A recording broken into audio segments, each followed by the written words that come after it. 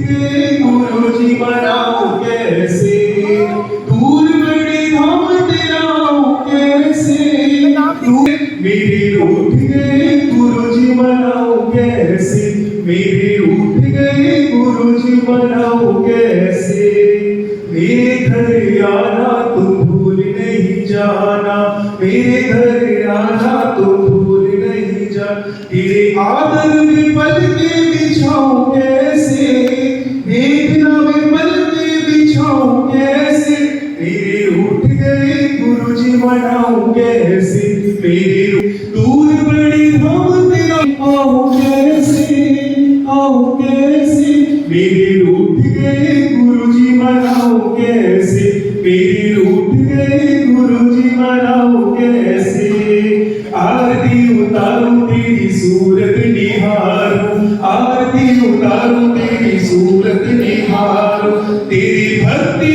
में भजन सुनाऊं कैसे, तेरी भक्ति में भजन सुनाऊं कैसे, देखना में भजन सुनाऊं कैसे, मेरे रूठ गए गुरुजी मनाऊं कैसे, मेरे रूठ गए गुरुजी मनाऊं कैसे, रूठ गए गुरुजी मनाऊं कैसे, चरण धुलाऊंगा चौका लगाऊंगा, चरण धुलाऊंगा चौका लगाऊं, फिर अमित के भजन सुनाऊं कैसे, देखना में भजन सुनाऊं कैसे, मेरे रूठ गए गुरुजी मनाऊं कैसे, मेरे रूठ गए गुरुजी मनाऊं कैसे, दूर बड़ी धाम तेरा आऊं कैसे, आऊं कैसे, मेरे रूठ गए गुरुजी मनाऊं कैसे, मेरे रूठ गए गुरुजी मनाऊं कैसे। उपाध्याय अशोक सागर जी महाराज की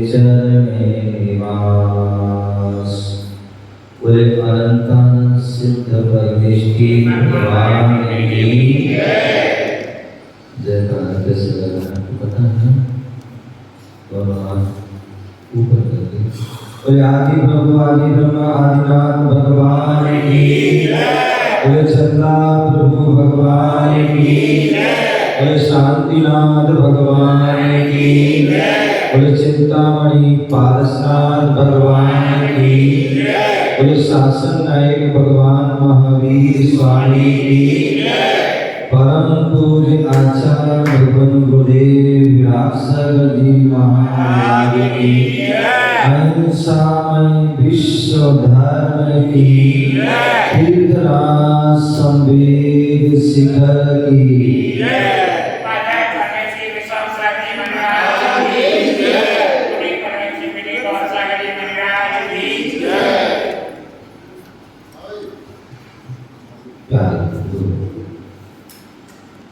आज हम सभी पुनः भारत की राजधानी दिल्ली और दिल्ली का दिल रोहिणी सेक्टर के पारसनाथ न्यायालय में बैठे हुए हैं और विगत 4 दिन से हम अपने जीवन को श्रेष्ठ बनाने के लिए वह मार्ग के बारे में जान रहे हैं। यहाँ पर प्रथम दिन आचार्य शिव कोटि महाराज जिन्होंने भगवती आराधना में 4 प्रकार की जो है आराधना के बारे में कहा था कि जो व्यक्ति 4 प्रकार की आराधना कर लेता है वह उत्कृष्ट रूप से करने से वह उसी भाव से मोक्ष चला जाता है। पर 1, 2 भाव 3, 4, 8 भाव या 32 भाव में नियम से वह मोक्ष को प्राप्त है। ऐसी भावना के बारे में पहले दर्शन भावना, ज्ञान आराधना, दर्शन आराधना, ज्ञान आराधना, और उसके बाद जो है चारित्र आराधना। आज जो है वह तप आराधना, क्योंकि बिना तप किए कर्म जो है क्षय को प्राप्त नहीं होने वाले नहीं। इसलिए आचार्य भगवंतों ने कहा कर्म क्षयाते तपते इति तपः। कर्म को यदि क्षय करना है तो तपना होगा। जब रोटी जो है तपती है तभी वह पेट में बसती है। कभी कभी कच्ची रोटी आ जाती है तो पेट दर्द हो जाता है। क्या हो जाता है? पेट दर्द। तो रोटी पक जाती है तभी वह पेट में बसती है। उसी प्रकार जो है हमें हमारी आत्मा जो है जब तपेगी तभी वह जो है कर्म को क्षय को प्राप्त होगी, तभी कर्मों से वह मुक्त होगी, तभी वह सिद्धत्व पद को प्राप्त होगी।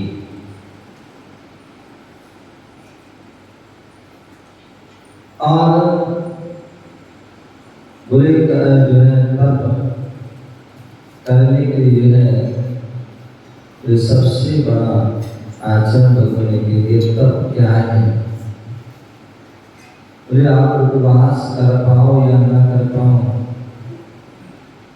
और बड़ा त्याग कर पाओ या ना कर पाओ, लेकिन यदि आपने अपनी इच्छाओं को रोक लिया, इच्छाओं को बस में कर लिया, तो वो भी एक तप है, सबसे बड़ा तप। बोले इच्छा निरोधा तप। इच्छा निरोधा तप। एक व्यक्ति जो है उपवास कर रहा है लेकिन फिर भी इच्छाओं को रोक नहीं पा रहा।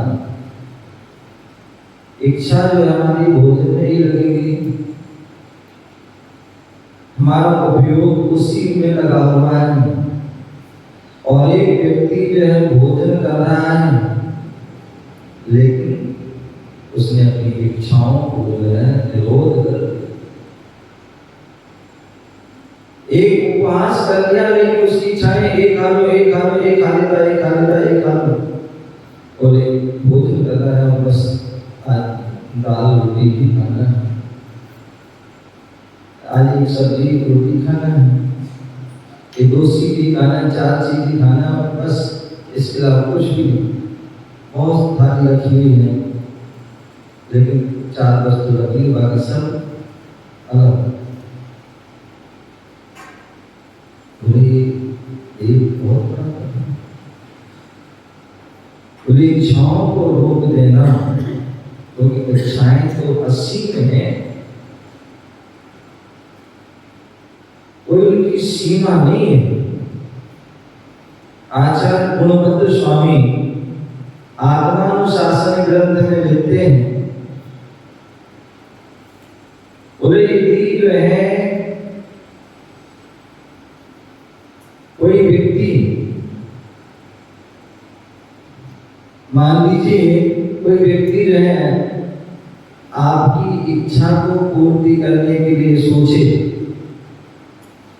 इस सभी संसार के जीवों की जो है इच्छा पूर्ति कर दिया है,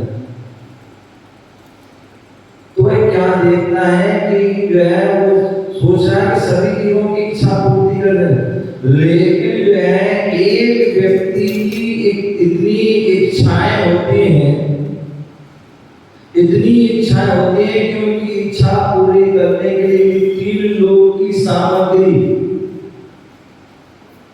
3 लोग की सामग्री दे दी जाए तो भी वह इच्छा उसकी पूर्ति होने वाली नहीं। और ना पूजा में क्या पढ़ते हैं, इच्छा की खाई खूब भरी पर रिक्त रही, रिक्त। और एक सामान्य कोई गड्ढा होता है, उस गड्ढे को हम जो है फिर भी भर सकते हैं, कितना भी बड़ा गड्ढा को भर सकते हैं, लेकिन जो इच्छा रूपी गड्ढा है वह कभी भरता नहीं, और आज तक किसी का नहीं भरा। अरे सज्जन जी बैठे हुए थे ऊपर, सज्जन जी बैठे थे ऊपर और बोले थे, बोले महाराज जब मेरे पास कम था तब मैं खुश था, लेकिन आज बहुत खुश हुआ, लेकिन आज खुश नहीं। यही तो बात है, जब कम था उसमें तो मैं संतोष था, इसलिए खुश थी, लेकिन आज आपके पास बहुत कुछ है, लेकिन फिर भी आप में संतोष नहीं, इसलिए दुखी है। इसलिए हमारे आचार्य कहा है कि आप इच्छा को रोक दीजिए, आपको तब हो जाए सुख मिलेगा।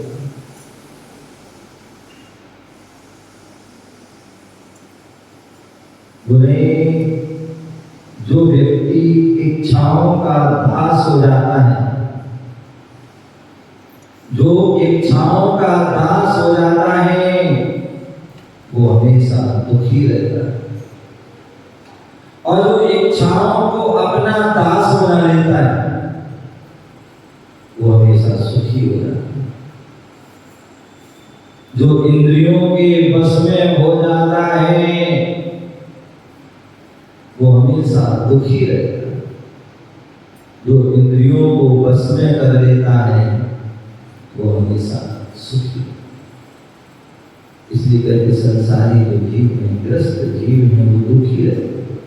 उनके पास सब कुछ है, लेकिन फिर भी वह दुखी है। लेकिन संत हैं, साधु हैं, उनके पास कुछ भी नहीं है, फिर भी वो खुश रहते, प्रसन्न। बोले तुम्हारे पास, मैंने जी तुम्हारे पास चैन है, क्या है? चैन है सोने की, गणेश जी कह रहे हैं सोने की चैन है, किसी के पास हीरे की चैन है, किसी के पास चांदी, किसी के पास आदि चैन है, चैन है, लेकिन फिर भी चैन से नहीं है। कोई बात नहीं, तो हो सकता है मेरे कहने से मिल जाए, कहीं से दान दक्षिणा में आ जाए। अरे कोई भी मिल जाए, कोई भरोसा नहीं, कब उन्हें मिल जाए, उन्हें आ जाए। तो इसलिए कह रहा हूँ कि अगर मिल भी जाए तो बहन जी ये नहीं लेना। अगर मिल जाए तो आप ले लो। हाँ मिल जाए, हाँ तो भाभी भी बैठी है, भाभी हो सकता दे दे। तो इसलिए मैं कह रहा हूँ कि यदि आप जो है आज आपके पास नहीं है, इसलिए आप चैन से बैठे हो, समझ गए ना, कोई फिक्र नहीं है ना घर की ना तो कहीं की। लेकिन यदि चैन आ जाएगी ना तो फिर बेचैन हो जाओगे, फिर घर से भी नहीं निकल पाओगे। हाँ बिल्कुल बेचैन है। आप पहली बात तो आज जिनके पास चैन बहुत सारी लेकिन पहनते कोई नहीं, सब की लॉकर में रखी है। हाँ वो तो आर्टिफिशियल है, वो आर्टिफिशियल पहनते हैं, वो आर्टिफिशियल पहनते हैं या पहनते ही नहीं है। तो इसलिए मैं कह रहा हूँ कि हम जिनके पास चैन है गोल्ड आदि की, वो चैन से नहीं है। और साधु संत आदि हैं ज्ञानी जीवन, उनके पास चैन नहीं है लेकिन फिर भी चैन से बैठते हैं। तो इसलिए क्योंकि उन्होंने अपनी इच्छाओं को जो है यही जो तप है, सबसे बड़ा तप है। उपवास कर रहे हैं लेकिन फिर भी हमारी इच्छाएं जाग रही हैं कि हमें ये खाना है वो खाना है, और एक जो है भोजन कर रहे हैं फिर भी जो है इच्छा नहीं है। इसलिए आचार्य पूज्यपाद स्वामी ने श्लोक ग्रंथ में कहा है, गुरुर्नते न भूते गच्छन्नपि न गच्छति स्थिता ततस्सु पश्यन्नपि न पश्यति। बोले जो काम साधु जो साधक कर रहा है वही साधु कर रहे हैं, लेकिन जो श्रावक जो है क्रिया करते करते वो कर्म का बंद कर लेते हैं, और साधु वही क्रिया करते करते कर्मों की निर्जरा कर लेते हैं, कर्मों को छीने करते। बोले गुरु नदी ना बोती, बोले जो है साधु बोल रहे हैं लेकिन फिर भी नहीं बोल रहे हैं। साधु जो है देख रहे हैं फिर भी नहीं देख रहे हैं, साधु चल रहे हैं फिर भी नहीं चल रहे। क्यों? क्योंकि उन्होंने अपनी आत्मस्थ हो गए, अपनी आत्मा में लीन हो, अपने स्वभाव में लीन हो गए। तो बोलते हुए नहीं बोल रहे, क्योंकि जब भी वह बोलते हैं वह सत्य बोलते हैं, असत्य नहीं बोलते, क्योंकि स्वरूप का भान है, अपने व्रत का भान है, इसलिए असत्य नहीं बोलते। और आप जब भी बोल रहे हैं असत्य बोल रहे, या नहीं भी बोल रहे हैं फिर भी असत्य बोलने के भाव। साधु भी देखे, तुम भी बाजार में जा रहे हैं, मार्केट में जा रहे हैं और सब कुछ देख रहे हो, और साधु भी जा रहे हैं वो भी देख रहे हैं, लेकिन तुम्हारे देखने में आसक्ति है और साधु के देखने में विरक्ति है। बोले साधु भी चल रहा है और तुम भी चल रहे हो, लेकिन दोनों के चलने में जो है अंतर है। एक चलते हुए कर्म का आश्रय कर रहा है, बंद कर रहा है, और एक कर्मों को जो है काट रहा है, नष्ट कर रहा है। क्यों? क्योंकि तुम जो चल रहे हो वह यहाँ वहाँ देख करके चल रहे हो जीव रक्षा के भाव में, और साधु चल रहे हो अपने अहिंसा जो है व्रत का पालन कर रहे हैं, अपनी एरिया समिति का ध्यान रखते हुए चल रहे हैं। और यही कारण है कि मूलाचार ग्रंथ में लिखा है कि जो है श्रावक जो है नहीं चलते हुए वह उसे चलने का दोष रखना, उससे जीव की की प्रार्थना ना भी हो तो भी उसे दोष लग रहा है, और साधु जो चल रहा है हो सकता है वह उससे जीव की प्रार्थना भी हो जाए तो भी उसे दोष लगे, क्योंकि वह ईर्ष्या से कहने का तात्पर्य के जो साधु जो हैं आपस में अपनी जो इच्छाओं को दिया है, अपनी इंद्रियों को बस में वही तप है, वही सबसे बड़ा उनका तप है। आपने जो है रायचंद जी का नाम सुना होगा, है? रायचंद जी का नाम सुना होगा। रायचंद जी बहुत बड़े विद्वान थे, बहुत बड़े ज्ञानी थे, और अध्यात्म प्रेमी थे। अनेक अनेक ग्रंथों को उन्होंने पढ़ा, और पढ़ने के बाद अनेक अनेक ग्रंथों को उन्होंने लिखा भी। तो उनके ग्रंथों को पढ़ते हैं तो उनके ग्रंथों में अनेक प्रकार की बहुत अच्छी अच्छी बातें लिखी। तो उनकी प्रस्तावना में जब उनका हम जीवन परिचय पढ़ते हैं तो एक बहुत सुंदर उदाहरण आता है।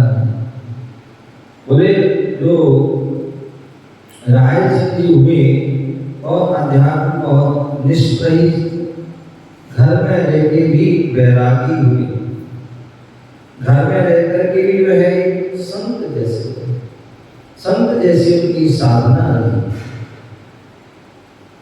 बाहर से वो भली वह संत नहीं बन पाए, लेकिन अंदर से वह संत थे।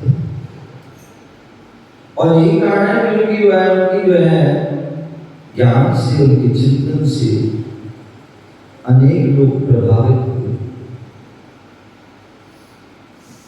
पूरे महात्मा गांधी के बारे में उदाहरण मिलता है कि महात्मा गांधी के जीवन में इतना प्रभाव पड़ा कि कहाँ तो वह जो है बैरिस्टर बनने के लिए विदेश गए और अनेक प्रकार की जो है वस्त्र आभूषण आदि जो है पहनते थे, और एक समय ऐसा आया कि जो है एक दो तीन दुपट्टे में पूरा जीवन व्यतीत किया। बोले भगवान महावीर स्वामी के जो अहिंसा, परम धर्म, अपरिग्रह, ब्रह्मचर्य, अनेकांत आदि सिद्धांतों के वो अनुयायी हो गए। इतने प्रभाव कैसे बोले रायचंद जी के सत्संग में गए, उनकी संगति में गए और उनके जो है जीवन को देखा, उनकी चर्या को देखा। वो क्या देखते हैं कि बड़े ज्ञानी विद्वान होकर के भी जो है बने शरीर बिल्कुल ऐसा, बिल्कुल कमजोर, एक एक हड्डी, एक पसली आप उनकी गिर। महात्मा गांधी रायचंद जी बोलते हैं कि ये रायचंद आप अपना ध्यान नहीं रखते हैं, आप जो है अपना ध्यान नहीं रखते हैं। देखिए क्या हालत हो रही है। बोले मैं अपना ही ध्यान रखता हूं। क्या हम अपना ही ध्यान रखते, पढ़ाई का ध्यान रखते हैं, इसलिए ये हालत है। बोले क्या मतलब, क्या मतलब? बोले अपना ध्यान रखते हैं, हम पढ़ाई का ध्यान। बोले हाँ, मैं अपना जो हमारा अपना है हम उसी का ही ध्यान रखते हैं। बोले अपना क्या है? बोले हमारे जो है 2 बगीचे हैं। कितने? 2 बगीचे हैं, और हम 2 बगीचे में एक बगीचे का मैं ध्यान रखता हूं, इसलिए दूसरा सूख रहा है। क्या? बोले एक बगीचे का ध्यान रखना, इसलिए दूसरा सूख रहा है। बोले क्या मतलब? बोले एक हमारी आत्मा का बगीचा है और एक शरीर का बगीचा है। बोले आप लोग जो है शरीर के बगीचे का ध्यान रखते हो, इसलिए आपका शरीर जो है आपका शरीर हष्ट पुष्ट रहता है, व्यवस्थित है। लेकिन मैं अपनी आत्मा रूपी बगीचे का ध्यान रखता हूँ, इसलिए हमारी आत्मा हष्ट पुष्ट है, स्वस्थ है, व्यवस्थित है। और यही कारण है कि शरीर रूपी बगीचा शुभ। इसी बात के लिए आचार्य पूज्यपाद स्वामी इस ग्रंथ में लिखते हैं 19वें नंबर का। हाँ जुड़िए। यज्जीवशोकाराय तद्देयस्यापकारकम् यद्देयस्योकाराय तज्जीवस्यापकारकम्। कितनी सुंदर पंक्ति। बोले यज्जीवशोकाराय, यदि हम इस जीव का जो है उपकार करते हैं, तद्देयस्यापकारकम्,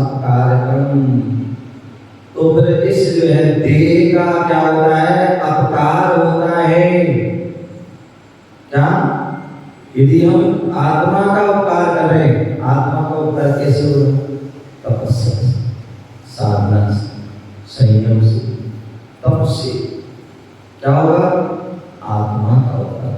और यदि हम ऐसा करते हैं तो शरीर का अपकार हो। तो शरीर का उपकार कैसे होगा? बढ़िया बढ़िया खाओ, बढ़िया बढ़िया पहनो, बढ़िया बढ़िया चीज है, क्या करो? श्रृंगार आदि करो, तो उससे वह शरीर का उपकार। तो जो एक आत्मा है, जीव है, वह क्या कर रहा है? आत्मा का उपकार कर रहा है, इसलिए वह जो है शरीर का अपकार। तब देहस्योकाराय तद्देयस्यापकारकम्। और जिस समय यह जीव जो है इस देह का उपकार करने लगता है, दिन रात जो है इस देह को सजाने में, संवारने में, पुष्ट आदि करने में लग जाता है, तो क्या होता है? उस समय शरीर का तो उपकार हो जाता है, लेकिन आत्मा का अपकार। आपने कभी विचार किया बीमार कौन होता है?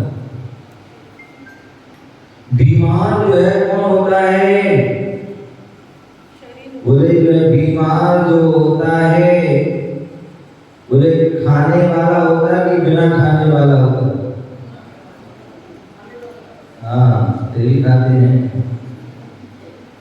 बोले जो जितना खाता है, आराम से खाता है, उल्टा सीधा खाता है, जब देखो तभी खाता रहता है, ऐसा व्यक्ति जो है बीमार होता है। जो नहीं खाता है या कम खाता है या लिमिट में खाता है, सीमित, वो जो है क्या होता है? वह स्वस्थ। कितने लोग जो है महाराज के पास नहीं आते? क्या? कितने महाराज के पास नहीं आते? और खासकर मेरे पास हैं? बोले क्यों? महाराज के पास जाएंगे तो कोई ना कोई नियम क्या करे थी, क्या करना पड़ेगा। ध्यान रखिए। बोले साधु आपको त्याग करा रहे हैं, वो आपके लिए खाना नहीं खिला रहे हैं, अब तो खाना सिखा रहे हैं। खाना सिखा रहे हैं कि आपको क्या खाना है, क्या नहीं खाना है, कब खाना है, कब नहीं खाना है। आपका भला कर रहे हैं क्या? लेकिन आप इस शरीर से इतना मोह है कि आपको भले में भी जो आपको क्या लगता है अम्मा? बुरा लगता है, बुरा लगता है। आप साथ मंदिर करें, आप स्वस्थ रहें, मस्त रहें, व्यस्त रहें, धर्म ध्यान करें, अपने त्याग करें। जीवन जो हमें जीना है वो श्रेष्ठ जीवन के, जीवन को व्यर्थ ना करें। तो इसलिए जो है हमारे लिए जो साधु जन हैं, उन्हें हमें अपनी जो है इस आत्मा का धर्म, क्योंकि ये मनुष्य भाव है, इसमें भी आप ध्यान नहीं रख पाए तो फिर तेज गति में ध्यान नहीं रख पाओगे, ना देव गति में ध्यान रख पाओगे, ना ही नरक गति में ध्यान रख पाओगे। केवल यही मनुष्य गति है जिसमें ही ध्यान रख सकते हो, इसी में ही तुम्हारा कल्याण, इसी में तुम्हारा हित हो सकता है, ना नहीं हो सकता। तो इस प्रकार से जो है इच्छा निरोध हमें अपनी इच्छाओं को जो है निरोध करना है, और निरोध करोगे तभी वह तप होगा, तभी हमें जीवन में सुख शांति समृद्धि होगी। तभी हमारे जो है जो अनादि काल से कर्म हैं जो बंधे हुए हैं, वह कर्मों का जो है क्या होगा, समुद्र निर्जरा होगी। तभी हम संसार से है छूट पाएंगे, अन्यथा नहीं। तो ऐसे उन तपों को जो है, और आचार्य भगवंतों ने उन तपों के जो है मुख्य रूप से दो भेद कर दिए, एक बाह्य तप और एक अंतर तप, और दोनों के जो है 6 वह भेद कर दिए कि आप जो है उन तपों को यथायोग क्योंकि श्रावक के भी, श्रावक के धर्म में जो आवश्यक कर्तव्यों में भी तप कहा गया, और साधु के तो हैं तपस्वी हैं, और सभी तपों में जो है जो 12 वेदों में एक वेद जो है वह कॉमन वेद है जो दोनों के लिए है, और वो वेद क्या है, स्वाध्याय परम तपः। क्या आप उपवास कर पाओ या ना करो कोई बात नहीं, आप एकासन व्रत परिश्रम आदि कुछ कर पाओ या ना कर पाओ, लेकिन मुझे स्वाध्याय परम स्वाध्याय करोगे तो जो है वो इसके परम तप का, उपवास के परम तप नहीं का, एकासन आदि के लिए वाली का, लेकिन स्वाध्याय, क्योंकि उपवास करने के बाद भी हो सकता है आपके परिणाम संकेत हो जाए, आपके अंदर से कसाय आदि जल जाए, अहंकार हो जाए, मायाचारी जाए, छल कपट है, लोभ आदि हो जाए, लेकिन जो है स्वाध्याय, और वो भी आप कम कर पाएंगे। कोई व्यक्ति डेली उपवास नहीं कर पाएगा, कोई कभी कभार साल में एक बार कर लेगा, कोई जो है कोई साल में 8-10 दिन कर लेगा, या कोई जो है बहुत उस महीने कर, इससे ज्यादा कोई नहीं करता। लेकिन ये स्वाध्याय करते हैं, वह प्रतिदिन कर सकते हैं और अधिक से अधिक कर सकते हैं, और उस स्वाध्याय से हमारे जो है परिणाम पवित्र होते हैं, जो भाव जो है पवित्र होते हैं, हमारे जो है मन बस में होता है, और मन बस में हो जाता है तो सारे पापों से बच जाते हैं, क्योंकि सबसे ज्यादा पाप होते हैं तो मन से ही होते हैं। तो इसलिए जो है कि मन बस में हो गया तो सब हमारा बस में हो जाए, तो इसलिए मन को बस में करना है। तो स्वाध्याय में हमारे जो ग्रंथ हैं, 4 ग्रंथों को पढ़ें, और यदि हम उनको नहीं पढ़ सकते हैं तो जो गुरुओं के माध्यम, गुरुओं की वाणी को सुने, गुरुओं के माध्यम से जो क्लास होती है, जो शिविर होते हैं, उनको जो है हम जरूर अटेंड कर लें, उसको सुन लें, उसको पढ़ लें, क्योंकि मौका भी जो है सौभाग्य से मिलता है, हर किसी को नहीं मिलता है। कहने को तो दिल्ली में बहुत सारे शिविर लगते हैं, नैतिक शिक्षा वाले बहुत प्रयास करते हैं, शिविर लगाते हैं, 70-80-90 आदि बंदों में शिविर लगते हैं 2-3 मई में, लेकिन सभी शिविर में गए गुरुओं का सानिध्य नहीं मिल पाता है।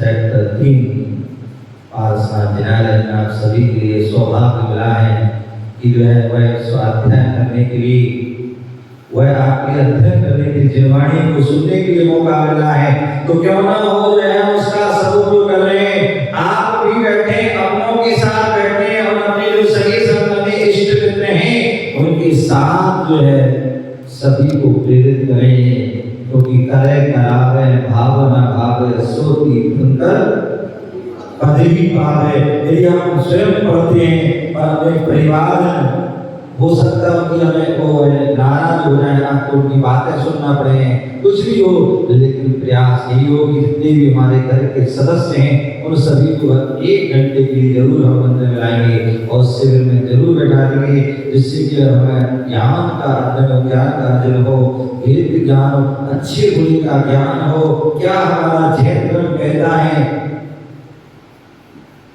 अभी हमारी साधना जी बहुत सी आंटी आई थी, बोले महाराज मेरे पढ़ना है, बाल को पढ़ना है, हैं?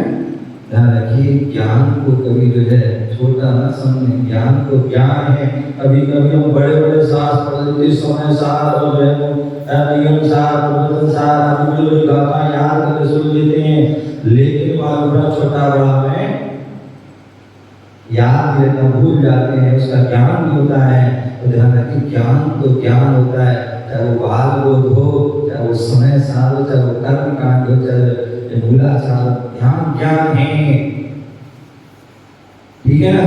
तो ज्ञान कभी ज्ञान को बोले को तो मैं पढ़ चुके हैं बहुत बार, अरे ज्ञान जितने बार पढ़ोगे उतनी आपको नई नई चीज मिलेगी, नए नए आपको चिंतन मिलेगा, नए नए आपको मन को ज्ञान मिलेगा। तो इसलिए जो है सभी लोग जो है उसको और उसका रिवीजन भी होता है। तो इसलिए जो है सभी जो मैं चाहूँगा जितने भी लोग बैठे हैं वह उनको तो आने ही अपने अपने नाम लिखा देना, और इसके अलावा आपके परिवार में जितने भी सदस्य हों उन सभी को भी जो है प्रेरित करके उनको 1 घंटा, मतलब 23 घंटा तुम्हारा, लेकिन 1 घंटा जो है हमें अपने गुरुओं के लिए, धर्म के लिए देना है। वह 1 घंटे को जरूर लेकर आना। जो भी आपके अड़ोसी पड़ोसी हैं, रिश्तेदार जानने वाले हैं, उन सबको भी जो है लेके आना। आप सबके पास फोन है, क्या है? फोन, एंड्रॉइड फोन है क्या? सबके पास एंड्रॉइड फोन, सबके पास बहुत सारे नंबर हैं। उन जो है फोन में जो है आज एक मैसेज डाल देना कि यहाँ पर सेक्टर 3 में मिराज के साथ में शिविर लगा है, आप सभी साथ परिवार इष्ट मित्रों के साथ में जरूर आए।